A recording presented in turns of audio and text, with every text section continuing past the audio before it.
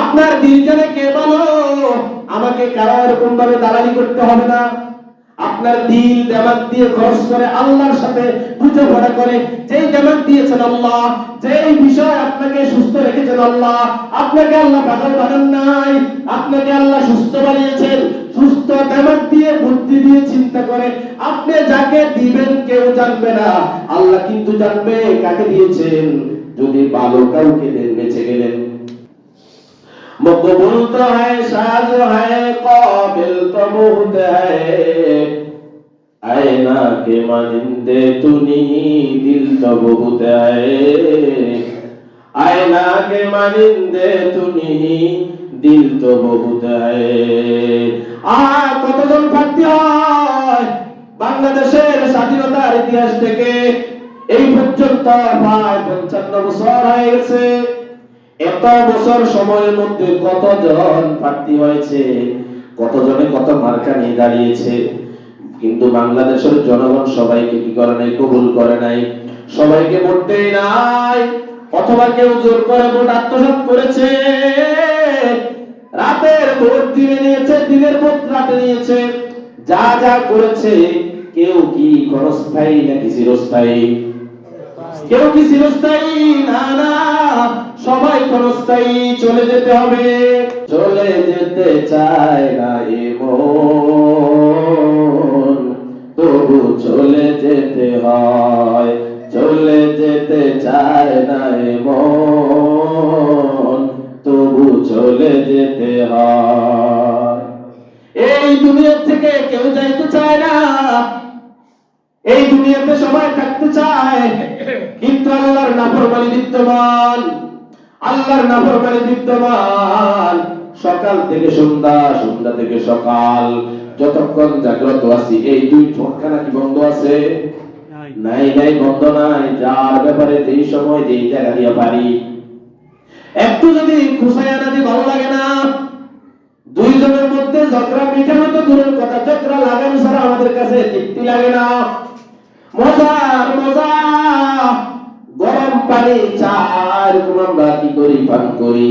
আর এর ফাঁকে ফাঁকে সময়গুলা ব্যয় করিয়া কি করি? দোকানের সমালোচনা করি। ওরে ভাই, যার সমালোচনা হোক না কেন, ওই ব্যক্তি আপনাকে ক্ষমা করা ব্যতীত আপনি আল্লাহর দরবার থেকে মুক্তি পাবেন না।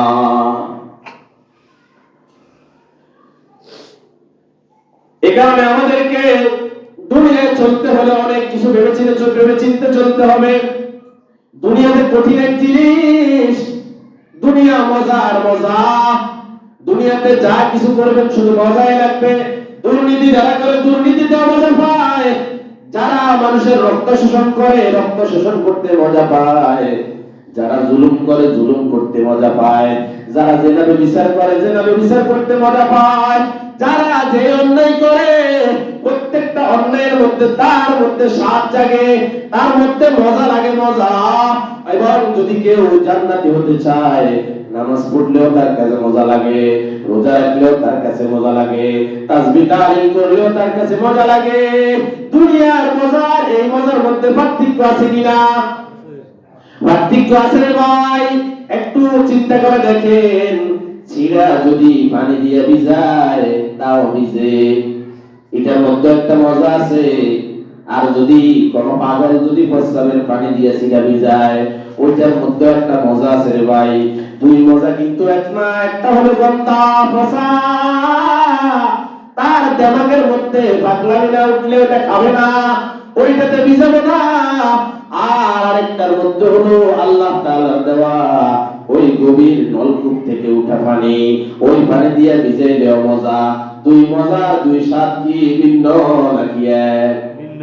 অবশ্য ভিন্ন। কথা বলি অবশ্য ভিন্ন না? তাহলে আমরা মজা নিব কোনটাতে? আল্লাহ যেটাতে খুশি হন, আল্লাহ যেটাতে রাজি হন।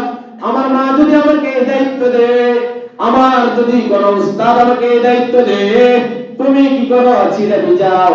তাহলে আমি যদি দিমাগবান, আমি যদি আকলমন্দ হই, আমি যদি বুদ্ধিমান হই, আমি যদি পাগল না হই, অবশ্যই কলের স্বচ্ছ পানি দিয়া এই ছিলেগুলোকে ভিজাবো। কথা বলেন ঠিক কিনা?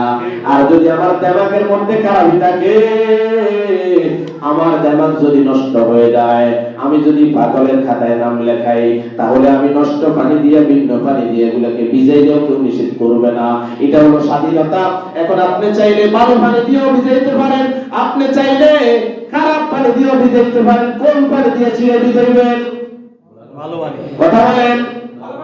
ও যুবক ভাইরা, চাইলে তোমার চোখের দীপ্তি, মনের দীপ্তি, ভিন্ন নারীর দিকে চোখ দিয়েও তুমি মনের দীপ্তি মিটাইতে পারো। যদি চাও বিবাহ করে হালাল ভাবে তোমার স্ত্রীর দিকে দেখেও মনের দীপ্তি, চোখের দীপ্তি মিটাইতে পারো। তুমি কোনটা করবা? অবশ্যই যেটা হালাল সেটাই করবা।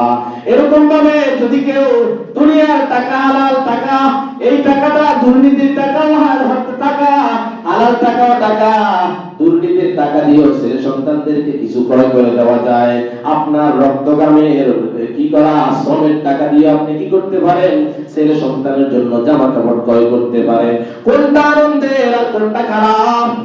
নিশ্চয় যেটা ন্যায়সঙ্গত ভাবে রোজগার করেছেন সেটাতে যদি আপনি আপনার স্ত্রী পরিবার পরিজনকে খাওয়ান, পানার করান, যদি সাজসজ্জার সরঞ্জাম কিনে দেন, তাহলে আপনি ধন্য। যদি ভিন্ন দিকে যান, আপনার অবস্থা হবে ভিন্ন, আপনার হিসাব হবে জঘন্য। কথা বলেন। এই কারণে যদি হিসাব দিতে হয় স্বচ্ছ থাকতে হবে কিনা, তাহলে দুনিয়ার অবস্থা আখিরাতের অবস্থা দুইটার মধ্যে ব্যবধান আছে কিনা। মকবুল তো হয়, সাজ হয়, কাবিল তো বহুত হয়। প্রার্থী অনেক আছে, জিতবে কয়জন? 300। কয়জন? 300। মোটামুটি 700 800 1000 মানুষ দাঁড়াইছে না? জিতবে কয়জন? কথা বলেন। 300 আসলে 300 জন নাকি?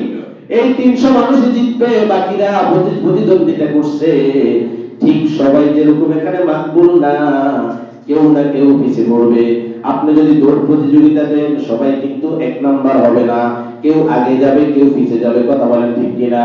সুতরাং আপনি কোন কাতারে যেতে চান? দুনিয়ার আসন সীমিত, দুনিয়ার এরকম ভাবে গতি সীমিত, দুনিয়ার গতি অস্থায়ী, আখিরাতের গতি চিরস্থায়ী। আখিরাতের গতি নির্দিষ্ট নাই। আল্লাহর যে বান্দায় আল্লাহর কাছে গ্রহণযোগ্য হয়, আল্লাহর কাছে তাকওয়ার ভিত্তিতে পরীক্ষায় উত্তীর্ণ হয়, যদিও কোটি কোটি কোটি কোটি কোটি কোটি কোটি কোটি ক্যালকুলেটরে যদিও না ধরে, হিসাবে যদি নাও আসে, আল্লাহর দরবারে তাদের জন্য গদি আছে কিনা? দুনিয়ার গান্দা গদি অস্থায়ী গদি নাকি চিরস্থায়ী? জান্নাত পাবে চিরস্থায়ী না ক্ষণস্থায়ী?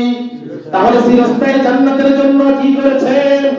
দুনিয়াতে তো অনেক লাফান, একজন আরেকজনের দিকে কাদা ছুড়েন, যে যেভাবে তাকে ঘায়েল করতে পারে, সত্য দিয়ে হোক, মিথ্যা দিয়ে হোক, সাধারণ নাটক দিয়ে হোক, ভিন্ন কোনো ভাবে হোক, আক্রমণ করে হোক, মেরে হোক, অথবা এরকম ভাবে তার সম্মান হানি করে হোক, যে যেভাবে চায় আগাইতে চায়।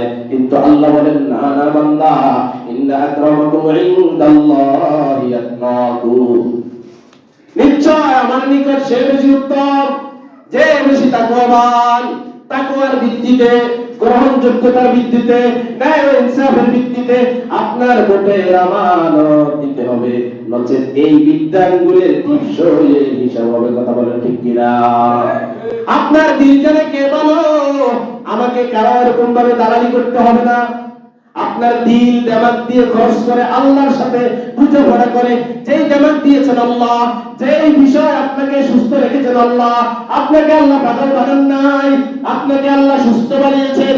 সুস্থ দেমাগ দিয়ে, বুদ্ধি দিয়ে চিন্তা করে আপনি যাকে দিবেন কেউ জানবে না, আল্লাহ কিন্তু জানবে কাকে দিয়েছেন। যদি ভালো কাউকে দেন বেঁচে গেলেন, আর যদি কোনো খারাপ কাউকে দেন যার দ্বারা লুটতরাজ হবে, চাঁদাবাজি হবে, দুর্নীতি হবে, মানুষের সম্মানহানি হবে, এই সমস্ত ব্যক্তিদেরকে যদি আপনার ভোটের দ্বারা যদি সে নির্বাচিত হয়, তাহলে দুনিয়াতে নয় শুধু আখিরাতেও আপনার জন্য বিপদ অপেক্ষা করছে। এই কারণে আমাদেরকে ওই বিষয়টাও মাথায় রাখা উচিত।